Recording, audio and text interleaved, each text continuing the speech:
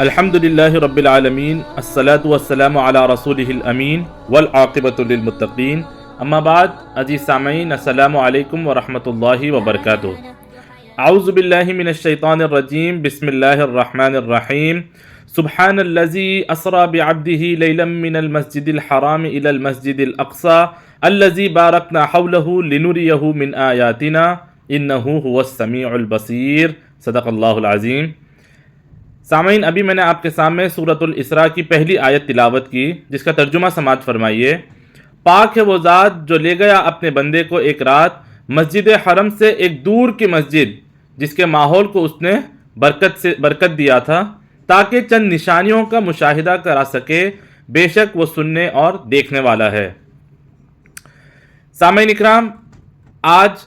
اسراء والمعراج کے اس بابرکت موقع پہ ہم جمع ہوئے ہیں. سیرت النبی صلی اللہ علیہ وسلم کا یہ ایک درخشاں باب اور ایک پہلو ہے جس سے ان لمیٹڈ اور انفائنائٹ ہم کو لیسنز اور مورلز مل سکتے ہیں. جیسے کہ اس آیت کے ذکر میں آیا کہ آپ صلی اللہ علیہ وسلم کو یہ پوری جرنی اس مقصد کے ساتھ کرائی گئی تھی کہ چند نشانیاں، کچھ یونیورسل سائنس آپ کو بتا سکیں جو اس آفاق میں جو ہے گم ہیں، جو انسانیت کے لیے ایک امپورٹنٹ میسیج اور ایک امپورٹنٹ ویٹیج کیری کرتے ہیں. ان نشانیوں کو بتانے کے لیے جو سفر رکھا گیا، انشاءاللہ اس سفر کے حوالے سے چند نشانیاں میں سامنے رکھنے کی کوشش کروں گا. ویسے اگر ہم غور کریں تو اس واقعے سے ہم کو ان گنت مورلز، ٹیک اویز، لیسنز مل سکتے ہیں، لیکن جو محدود وقت ہے اس میں کوشش کروں گا کہ 4 نشانیاں اسراء والمعراج کے آپ کے سامنے رکھی جائے. سب سے پہلی نشانی جو ہے وہ ہے کسٹڈی آف مسجد الاقصی، یعنی کہ جو مسجد اقصی ہے اس کی جو اونرشپ ہے. حرم سے جو یہ سفر شروع ہوا کعبے سے، تو جس سواری براق پر آپ صلی اللہ علیہ وسلم سوار تھے، وہ جب اقصی بیت المقدس جہاں پہ ہے فلسطین کی سرزمین وہاں پر پہنچی تو ایک چٹان پہ اس سواری کو باندھا گیا اور وہاں پر بیت المقدس، مسجد اقصی، یہ آپ صلی اللہ علیہ وسلم کو دکھائی گئی. ابراہیم علیہ السلام اپنے زمانے میں انہوں نے 2 توحید کے مراکز، سینٹرز قائم کیے تھے. ایک مکہ تھا جہاں پر آپ کے بڑے بیٹے اسماعیل علیہ السلام کو آباد کیا، اور دوسرا اس فلسطین کی یہ سرزمین تھی بیت المقدس یروشلم، جہاں پر آپ کے دوسرے بیٹے اسحاق علیہ السلام، پھر اسحاق علیہ السلام سے ان کے بیٹے یعقوب علیہ السلام تھا اسرائیل، اور پھر ان کی نسل بنی اسرائیل، یہ لوگ آباد ہوئے اور یہاں پہ ایک سلسلہ شروع ہوا. اللہ نے بنی اسرائیل میں سینکڑوں انبیاء اکرام بھیجے جن کو ہم یہودی کہتے ہیں. ان میں تقریباً ہزاروں کی تعداد میں رسول اور انبیاء اکرام بھیجے، اور انہی میں سے موسیٰ علیہ السلام کو تورات کی شریعت دے کے بھیجی، اور وہ جو یہودی قوم تھی وہ امت کہلائی، اور وہ امت کا جو ہے ڈائریکشن، دنیا کا عبادت کا جو ڈائریکشن تھا وہ اقصی کی طرف اللہ نے منتوی کر دیا، اس کی طرف سیٹ کر دیا کہ میری عبادت اگر کسی ڈائریکشن میں رہ کے کی جائے گی تو وہ سرزمین فلسطین کی اقصی مسجد اس طرف جو ہے رہ کے کی جائے گی. تقریباً ہزاروں سال تک یہ جو ہدایت کا سلسلہ تھا انہی یہودیوں کے پاس تھا. انہی میں انبیاء اکرام آتے یہاں تک کہ عیسیٰ علیہ السلام، اور یہ تمام اللہ نے، جیسے کہ جو سفارت خانے ہوتے ہیں، ایمبیسیز، وہ کسی اور ملک کی ایمبیسی ہو، لیکن جس دوسرے ملک میں اس ایمبیسی کا قیام ہوتا ہے، پروٹوکول جو ہے اس کو دیے جاتے ہیں کہ وہاں پر کوئی بنا اجازت کے اس ایمبیسی کے کنٹری کے آپ داخل نہیں ہو سکتے. ایک اسپیشل پروٹوکول ہے. ویسے یہ جو توحید کے مراکز ہیں، جو سینٹرز ہیں، اس کی بھی اللہ تعالیٰ نے ایک کنڈیشن رکھ دی، اور وہ کنڈیشن سورہ انبیاء کے 105 آیت میں اللہ تعالیٰ نے بیان کر دی. وَلَقَدْ كَتَبْنَا فِي الزَّبُورِ مِن بَعْدِ الذِّكْرِ أَنَّ الْأَرْضَ يَرِثُهَا مِنْ عِبَادِيَ الصَّالِحُونَ، اور ہم نے بہت سارے ذکر کے بعد زبور میں اس بات کو لکھ دی کہ ہمارے اس زمین کے جو وارث ہوں گے، the inheritors of my land، یہ وہ لوگ ہوں گے جو نیکوکار لوگ ہوں گے، من عباد صالحون، جو ہمارے نیک بندے ہوں گے، وہ اس زمین کے اوپر میری حکمرانی چلائیں گے، یعنی میری خلافت وہ لوگ ریپرزینٹ کریں گے. جب تک رسول اللہ کی اس دنیا میں بعثت نہیں ہوئی تھی، یہودیوں کے پاس یہ سٹیٹس ملا تھا، ان کو یہ پریویلیج حاصل تھا کہ اقصی کی جو کسٹڈی تھی، مسجد اقصی کی وہ جو کسٹڈی تھی بیت المقدس کی، ان کے یہاں پہ تھی. جب اللہ نے یہ کنڈیشن لگا دی اور رسول اللہ کو جب بعثت کی، جب رسول اللہ کو اس دنیا میں بنا کے بھیجا، اب نیکوکار وہ لوگ کہلائیں گے جو محمد رسول اللہ کو مانیں گے.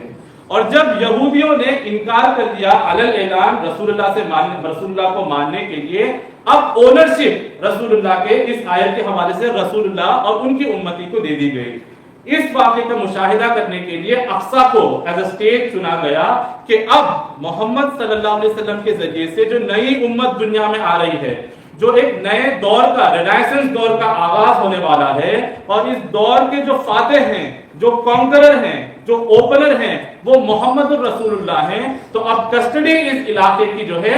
یہودیوں سے ہٹ کے امت مسلمہ کے ہاتھ میں دے دی جائے گی۔ اور اسی کے نتیجے میں رسول اللہ کو اقصیٰ مسجد میں جب آپ داخل ہوئے، 1.25 لاکھ انبیاء کرام موجود تھے۔ آدم علیہ السلام سے لے کے عیسیٰ علیہ السلام تک جتنے انبیاء کرام آئے تھے سب وہاں پر موجود تھے۔ ان سب میں آپ صلی اللہ علیہ وسلم نے آگے بڑھ کے نماز کی امامت کی، اس بات کو جسٹیفائی کرتے ہوئے کہ جتنے پچھلے نبی آ چکے تھے، جتنی شریعت پہلے بھیجا چکا تھا، جتنا ہیومن لیول کے اوپر نالج ڈیولپ ہوئی تھی، یہ اس وقت کے لیے تھا اور ان لوگوں کے لیے تھا۔ محمد الرسول اللہ جب آئے ہیں تو اب آپ صلی اللہ علیہ وسلم کو جو شریعت دی گئی ہے، جو منطق اور جو لاجک دی گئی ہے، جو نالج کا فائنل سٹرکچر دیکھے بھیجا گیا، اور جو بات کہی گئی کہ الیوم اکملت لکم دینکم واتممت علیکم نعمتی، کہ ہم نے اس دین کو مکمل کر دیا اور اپنی تمام انعامات جو ہیں، جو نعمتیں ہیں، وہ نازل کر دی ہیں۔ اب اس نہج کے اوپر، اس رینائسنس کے جو ہے دور میں اس طریقے کے اوپر چیزیں چلیں گی۔ جب تک محمد صلی اللہ علیہ وسلم اس دنیا میں تھے، آپ کے زمانے میں اقصیٰ کا جو فزیکل کنٹرول تھا یہ آپ کے حدود میں نہیں آیا، لیکن آپ کے بعد جو خلافت راشدہ کا سلسلہ شروع ہوا، حضرت عمر کے زمانے میں، انہوں نے اس وقت بیت المقدس رومن امپائر کا حصہ ہوا کرتا تھا، جو کرسچنز کہلاتے ہیں عیسیٰ علیہ السلام کے ماننے والے، اور عیسیٰ علیہ السلام یہودی تھے، یہودی نسل سے تھے، بنی اسرائیل۔ ان کے ساتھ جو جنگ ہوئی اس میں بیت المقدس جو علاقہ تھا یہ اس کی سیچ لے کی گئی تھی، اس کو کنٹرول میں لیا گیا، لیکن وہاں کے جو عیسائی تھے وہ سرنڈر کرنے کے لیے تیار نہیں تھے۔ ان کی کتاب میں ان بات کی پیشن گوئی کی گئی تھی کہ یہ جو آخری پیغمبر آئیں گے، ان کی امت آئے گی اور وہ اس علاقے کو فتح کرے گی، اس میں وہ درویش موجود رہے گا جس کے ہاتھ میں یروشلم کی جو ہے کنجیاں دی جائیں۔ اب یہ جتنے صحابہ وہاں پہ موجود تھے، یہ سب کیونکہ اب اسلام کا غلبے کا دور آ گیا تھا، اب جو ہے دولت جو ہے عام ہو گئی تھی، اب ہر شخص کے پاس جو ہے ایک پیسہ تھا، اس کا سٹیٹس بڑھ گیا تھا، یہ تمام لوگ جو ہے اچھے خاصے کپڑے پہن کے وہاں پہ موجود تھے۔ ابو عبیدہ کے ذہن میں یہ بات گئی تھی کہ یہ جو پیشن گوئی، یہ پادری، یہ جو فادر کہہ رہا ہے، یہ ہمارے مدینے میں جو خلیفہ بیٹھے ہیں عمر ابن خطاب، یہ ان کی طرف نشاندہی ہے، تو لہٰذا خط لکھا کہ آپ آئیے، یہ لوگ آپ کو چابی دینے کے لیے تیار ہیں۔ آپ سوچئے کہ اگر حضرت عمر چاہتے تو اس وقت خلافت راشدہ کی جو فوج تھی اور جتنا ہمارے پاس ریزرو اس وقت موجود تھا، تو وہ یہ پوری بات ریجیکٹ کر دیتے اور کہتے کہ نہیں، میں مدینے میں بیٹھا ہوں، آپ لوگ جائیے فتح کر کے کسی بھی حال میں لے کے آئیے۔ لیکن انسانی جان کی جو قرآن میں جو ہے اہمیت بتائی گئی، اس کو مد نظر رکھتے ہوئے 1800 میل کا جو ہے سفر حضرت عمر رضی اللہ تعالیٰ نے طے کیا، اور آخرکار جب وہاں پہ پہنچے تو ان پادریوں نے ویریفائی کیا کہ ہاں، ہماری بائبل میں جو پیشن گوئی کی گئی ہے کہ جو درویش آئے گا وہ یہ شخص ہے، اور بنا لڑے، بنا خون کا ایک خطرہ بہے، یروشلم کی کنجی جو ہے ان کے حوالے کر دیا گیا۔ اور یہاں پہ حضرت عمر کے دور میں یہ حصہ بھی اسلامی جو حدود ہیں، جو بارڈرز ہیں، اس کے اندر لے کے آیا گیا۔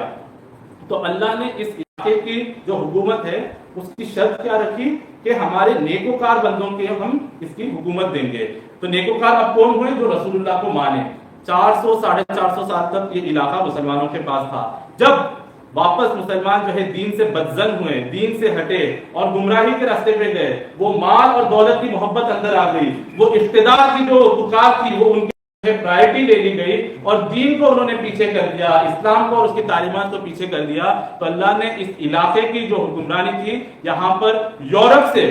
فرانس، جرمنی، یہاں سے جو ہے کروسیڈرز کو اٹھایا اور ان کو لا کے اس علاقے کے اوپر جو ہے مسلط کر دیا۔ 88 ایئرز تک مسجد اقصیٰ جو ہے مسلمانوں کے ہاتھ میں نہیں رہی۔ پھر 88 سال بعد اس کو کرد خون صلاح الدین ایوبی اس کو فتح کر کے واپس مسلمان کی اس میں لے کے آتے ہیں۔ تو اقصیٰ کی اونرشپ سے یہ پورا واقعہ، یہ پوری چیزیں جو ہے سامنے آتی ہیں کہ یہ بات غور کرنے کی ضرورت ہے کہ آج اگر مسجد اقصیٰ ہمارے اس سے نکلی ہوئی ہے تو کس غلطیوں کی ہم کو سزا دی گئی ہے، کس غلطیوں کا ہم کو نتیجہ آج دکھ رہا ہے کہ اس علاقے کی جو کسٹوڈین شپ تھی وہ ہمارے ہاتھ سے چھین لی گئی. تو وہ سبق پھر یاد کرنے کی ضرورت ہے. جس طریقے سے صحابہ کرام کی جو تربیت رسول اللہ نے قرآن کے اور ایمان اور تقوی کے نہج پہ کی تھی وہ دوبارہ کرنے کی ضرورت ہے. تو اللہ تعالیٰ دوبارہ اس علاقے کی اور پھر پورے جہاں کی جو قیادت ہے, جو سیادت ہے, وہ واپس امت مسلمہ کو لوٹائے گا. تو یہ پہلی نشانی تھی جو رسول اللہ کو اقصی کا جو وزٹ تھا, ان کی جو زیارت تھی, اس میں یہ بات عیاں کر دی گئی. دوسری جو نشانی تھی وہ تھا ایکشنز اینڈ اکاؤنٹیبلٹی. جو بھی یہ پوری انسانیت جب سے چلی آ رہی ہے, اللہ تعالیٰ نے اس انسانیت کو بنایا اس لیے کہ ہم واضح کر سکے کہ کون ان میں سے اچھے کام کرے گا اور کون برے کام کرے گا. لِنَبْلُوَكُمْ أَيُّكُمْ أَحْسَنُ عَمَلًا. ہم واضح کرنا چاہتے ہیں کہ کون اچھے اعمال کرے گا اور کون برے اعمال کرے گا. تو جو ایکشنز ہیں, ہیومن ایکشنز, انسان کے جو اعمال ہے, اس کی تقسیم اللہ نے ایسی کی کہ ایک ایکشن اچھا ہوگا اور ایک ایکشن جو ہے یہ برا ہوگا, بیڈ ڈیڈز ہوں گے. جب رسول اللہ یہ معراج کے سفر پہ تھے تو اللہ نے ایک موقع کے اوپر آپ کو جنت اور جہنم بتائی. وہاں پر اللہ نے کچھ سزائیں بتائی کہ اگر آپ کے امت میں مسلمان یہ سزائیں, اور یہ تمام جو سزائیں بتائی یہ سب مسلمانوں کے حوالے سے ہے کہ آپ کے امتی اگر یہ کام آئیں گے تو ان کو یہ سزا ملے گی, اور اگر یہ اچھے کام کر کے آئیں گے تو ان کو یہ اجر دیا جائے گا. وہاں پہ مشاہدے میں اللہ کے رسول کو کچھ لوگ دکھائے گئے جن کے پیٹ بہت زیادہ بڑے تھے اور اس کے اندر سانپ جو ہے ارد گرد گھوم رہے تھے اور ان کے پیٹوں کو جو ہے روند دیا جا رہا تھا, کھدن دیا جا رہا تھا. دریافت کرنے میں بتایا گیا کہ یہ وہ لوگ ہیں آپ کی امت کے جو سود میں کاروبار کرتے تھے. those who used to run their business or take interest, جو ربا کہلاتا ہے. آج آپ اس بات پہ غور کریں کہ آج دنیا کی جو معیشت چلتی ہے, جو ورلڈ کی اکنامی رن ہوتی ہے, اور جو ادارے اس کو چلاتے ہیں, جو اس کو رن کرتے ہیں, جو اس کو پمپ کرتے ہیں اور فائنانس کرتے ہیں, وہ پورے کے پورے ادارے جو ہے سود کے اوپر چل رہے ہیں. all those institutions are run on interest. اور رسول اللہ نے حدیث میں فرمایا کہ سود کے 70 گناہ ہیں. کچھ گناہ چھوٹے ہیں اور کچھ گناہ بڑے ہیں, اور ان 70 میں سے سب سے چھوٹا گناہ یہ ہے کہ ایک انسان اپنی ماں کے ساتھ جو ہے بدکاری کر رہا ہے, اپنی ماں کے ساتھ زنا کر رہا ہے. تصور کریں باقی کے جتنے 69 جو بھی وہ ہوں گے گناہ, وہ کتنے بڑے درجے کے ہوں گے. سود کی ممانعت اور اس کا گناہ جو ہے یہاں پہ بتایا گیا, اور کئی سارے سزائیں بتائی گئی, کچھ اجر بتائے گئے. یہ بتانے کا مقصد کیا ہے کہ جتنے ہیومن ایکشنز رہیں گے, آپ کے اعمال رہیں گے, اس کو وہاں پر تول کر بتایا جائے گا کہ اتنا اجر ملا ہے یا آپ کو اتنا گناہ ملا ہے. جب پچھلے 800 سال میں یورپ کا رینائسنس ہوا, یورپ ایک دور تھا اس میں ڈارک ایجز میں تھا, پھر انہوں نے ہسپانیہ پہ جب مسلمانوں کی حکومت تھی وہاں کی یونیورسٹیز میں آ کے علم تعلیم یہ سب حاصل کی, اور پھر واپس اپنے ملک میں جا کے رینائسنس کا کام شروع کیا. اس رینائسنس میں انہوں نے ریفارمیشن آف ریلیجن, ان کا جو عیسائی مذہب اس کا ریفارمیشن, اور انلائٹنمنٹ کا یہ ایک تحریک آغاز کی کہ ہم روشن خیالی سے سوچیں گے. اس میں انہوں نے یہ کام کیا کہ جتنی چیزیں مادیت کے شکنجے کے اندر آتی ہیں, جس کو ہم فزیکل طور پہ ایلیبریٹ کر کے سمجھ سکتے ہیں, ان چیزوں کے اوپر جو ہے پورا فوکس کیا. اور ان کے مذہب سے تو وہ پہلے بیزار تھے, تو مذہب کا پورا دروازہ بند کر دیا. اس کے نتیجے میں جو انسان کے اخلاق تھے اور جو نالج ڈیولپ ہوا, یہ دونوں الگ سٹریمز بن گئے. میں ایک پرائم ایگزامپل دے کے بات آگے بڑھاتا ہوں. جب تک سلطنت عثمانیہ اوٹومان امپائر تھی تب تک نیوکلیر بام کے بارے میں کسی کو کوئی بھنک بھی نہیں تھی, کیونکہ اسلام جو جس طریقے سے علم کو اور اخلاق کو جوڑتا ہے, تو وہ جو چیز ہے جو بام ہے یہ انسانیت کو تباہ کر سکتا ہے. تو کوئی مسلم سائنسدان نے کوئی غور کر کے اس پر کام نہیں کیا. لیکن 1924 میں فال آف اوٹومان امپائر ہوتا ہے. 1934 میں نیو یارک میں اوپن ہائمر پروجیکٹ اوپن ہوتا ہے, اور وہ اوپن ہائمر پروجیکٹ کا نتیجہ یہ نکلتا ہے کہ جو سائنسدان ہوتے ہیں وہ لوگ نیوکلیر بام بناتے ہیں, اور 1944 میں ہیروشیما اور ناگاساکی پر ان بام کو برسا کے اس کو ٹیسٹ کرتے ہیں, اور دنیا کو اس بات کا مشاہدہ دیتے ہیں کہ ایک بام کتنی جو ہے تباہی دنیا کے اندر لے کے آ سکتا ہے. جب تک سلطنت عثمانیہ تھی یہ کام نہیں ہوا, کیونکہ اسلام اس بیچ میں جو ہے رکاوٹ بن کے تھا کہ یہ کام ڈیوسٹیشن کی طرف جائے گا. لیکن کیونکہ یورپ کی جو اڑان تھی, ان کی جو علم کی جو بنیاد تھی وہ صرف فزیکل مشاہدے کے اوپر تھی، تو انہوں نے اخلاقیات کو الگ رکھا اور فزیکل جو ڈیولپمنٹ ہے اس کو سامنے رکھا، اور اس کا نتیجہ پھر دنیا نے اس وقت بھی دیکھا اور آج بھی دنیا دیکھ رہی ہے۔ قرآن کہتا ہے، اللہ تعالیٰ سورہ نمل کی آیت میں کہتے ہیں وَلَا تَقْفُ مَا لَيْسَ لَكَ بِهِ مِنْ عِلْمٍ إِنَّ السَّمْعَ وَالْبَصَرَ وَالْفُؤَادَ كُلُّ أُولَئِكَ كَانَ عَنْهُ مَسْئُولًا۔ توہمات میں سپرسٹیشن بلیف میں جو ہے اوپینینس قائم مت کرو۔ تمہارا دل، تمہارا کان، تمہاری آنکھ اور تمہارا دل، جہاں سے تھاٹس اوریجنیٹ ہوتے ہیں، جہاں سے آئیڈیاز ملتے ہیں، جہاں سے ایکسپیریمنٹس اور ریسرچ ہوتے ہیں، اور جہاں سے انسان اینالائز کرتا ہے، قیامت میں ان سب کا جو ہے حساب کتاب ہوگا۔ رسول اللہ کو یہ گناہ اور یہ جو اجر تھے یہ بتا کر، یہ اس کا مشاہدہ کر کے بتا دیا گیا ہے، ہر ایک ایکشن جو آپ کا امتی کر کے آئے گا قیامت کے دن جو ہے اس کو حساب کتاب دینا ہوگا۔ تو یہ ایک ٹیک اوے ہے کہ ہم جس طریقے سے سوچتے ہیں، ہماری لائف جس نہج کے اوپر جو ہے ڈیزائن ہوتی ہے، ہماری پرائرٹیز جس اوپر سیٹ ہوتی ہے، وہ ایکشنز ہم کو دین کی طرف لے کے جائیں، نہ کہ دین سے ہم کو دور کریں۔ اقبال اپنے اشعار میں کہتے ہیں اللہ سے کرے دور تو تعلیم بھی فتنہ، املاک بھی اولاد بھی جاگیر بھی فتنہ، ناحق کے لیے اٹھے تو شمشیر بھی فتنہ، شمشیر تو کیا نعرہ تکبیر بھی فتنہ۔ اللہ تعالیٰ ہمارے علم کو، اس کی جو وحی کا جو ایک میسج ہے اس کے ساتھ سینرجائز کرنے کی ہم سب کو توفیق دے۔ آگے بڑھتے ہوئے جو تیسری چیز، جو تیسرا سائن تھا جس کا مشاہدہ کرایا گیا تھا، وہ تھا infinite potential of human kind, کہ انسان کے اندر اللہ تعالیٰ نے جو پوٹینشیل، جو صلاحیتیں رکھی ہیں، جو سکلز رکھے ہیں، جو ٹیلنٹ رکھے ہیں، یہ ان گنت رکھے ہیں۔ اسی سفر میں وہ واقعہ پیش آیا جب رسول اللہ جبرائیل علیہ السلام کے ساتھ سفر میں تھے اور آپ دونوں سدرۃ المنتہا کے اس بارڈر کے اوپر پہنچے۔ جب سدرۃ المنتہا پہ پہنچے تو جبرائیل علیہ السلام اپنی اصلی شکل میں 600 پر کے ساتھ آ گئے، اور آپ نے کہا کہ اللہ کے رسول، یہ وہ انتہا ہے، یہ وہ بارڈر لائن ہے جس کے آگے آج تک دنیا کی کوئی مخلوق نہیں گئی۔ اگر میں ایک قدم بھی اس کے آگے بڑھاؤں تو میرے یہ تمام جتنے پر ہیں، اور آپ کے اتنے پر تھے کہ آدھا آسمان جو ہے اس سے ڈھک جاتا تھا، یہ تمام پر اگر ایک قدم بھی آگے بڑھاؤں تو اللہ تعالیٰ اس کو جلا دے گا۔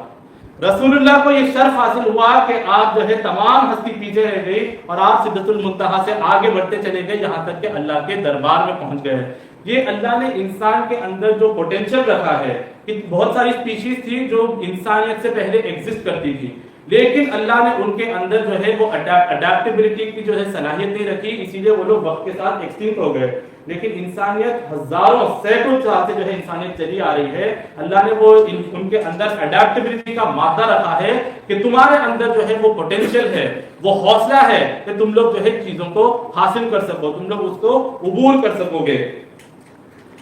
جب اللہ نے آدم علیہ السلام کی تخلیق کی تو آدم علیہ السلام جو ٹیسٹ میں جو پاس ہوئے اور وہ جو پورا واقعہ پیش آیا، اس کے نتیجے میں اللہ نے ان کو ایک خلیفہ کے طور پہ چنا، اور تمام جتنے بھی مخلوق تھے، فرشتے، جن، نباتات، جو پہاڑ ہیں، ان سب کو کہا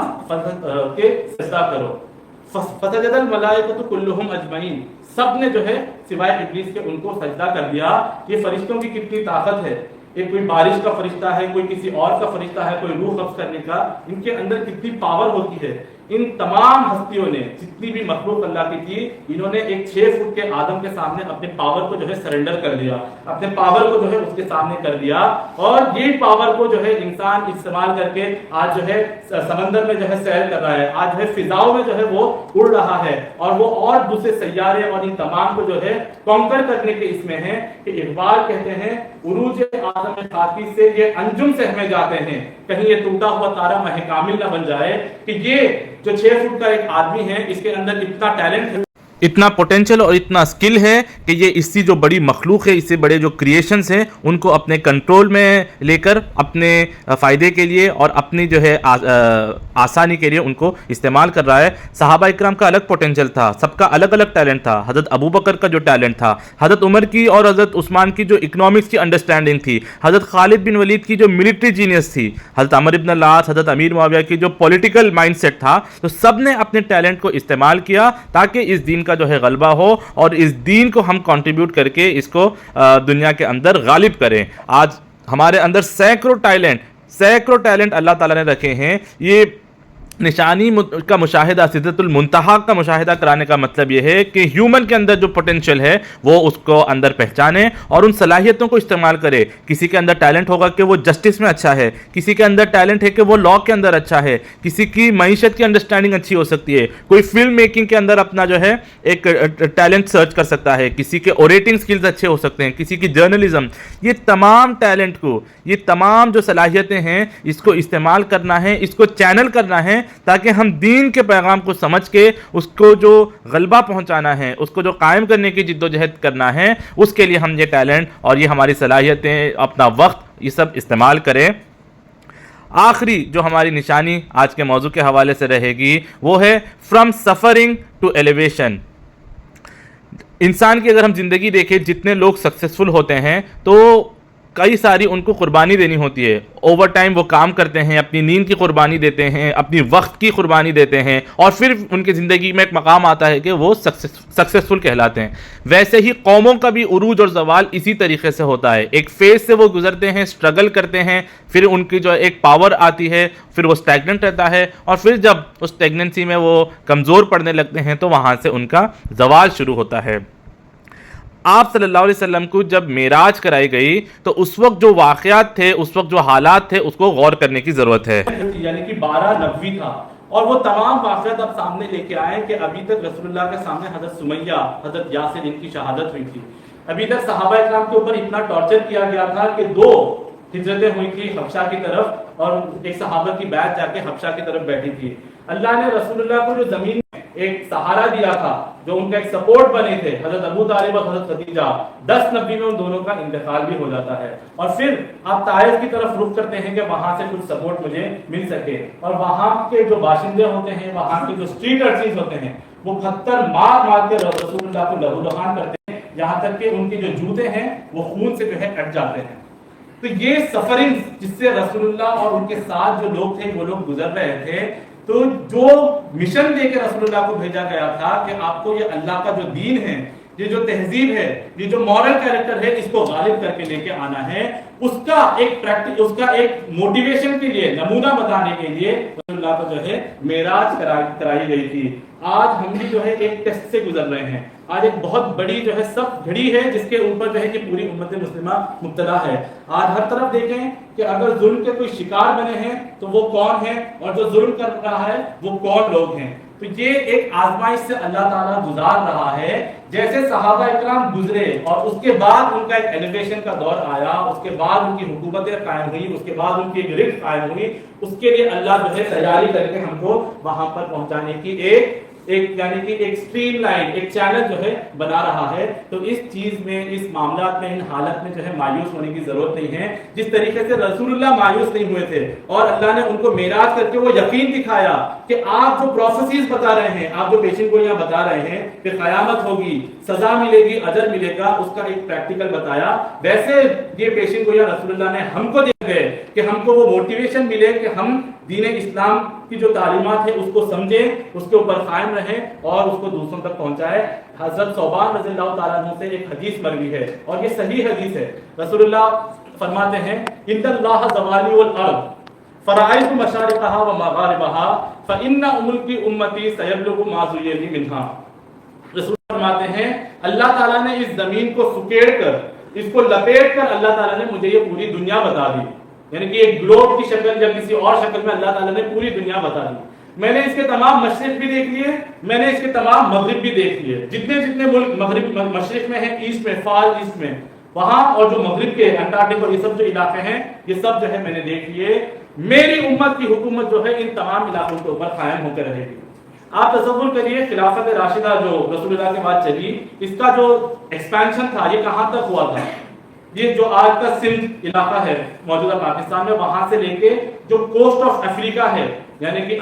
تنجائر اور یہ جو علاقے ہیں، وہاں تک ہوا تھا. تو جاپان میں تو حکومت نہیں گئی تھی، یا انٹارکٹک کے یا یورپ کے اور علاقوں پہ نہیں گئی تھی. تو یہ کب ہوگی، یہ کب ہوگا؟ اس کی پیشن گوئی رسول اللہ نے یہاں پہ دی. جیسے پیشن گوئیوں سے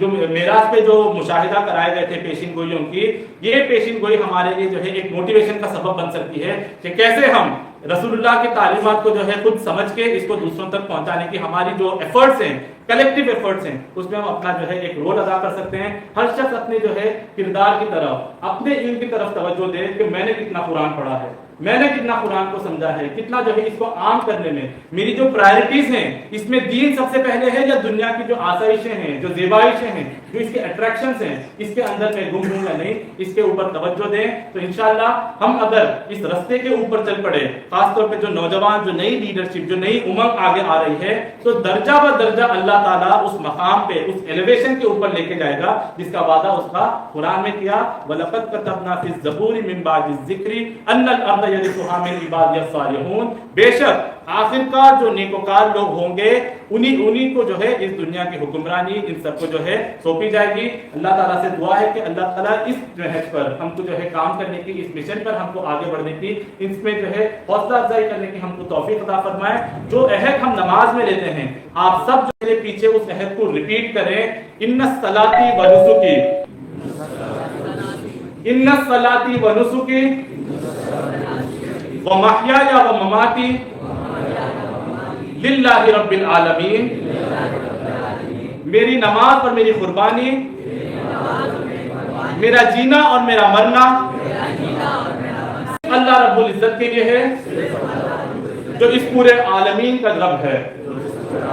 اللہ تعالیٰ اس عہد پر ہم کو پورا رہنے کی توفیق عطا فرمائے. اقبال کے اس شعر کے اوپر میں اپنی بات کو ختم کرتا ہوں. پھر دلوں کو یاد آ جائے گا پیغام سجود،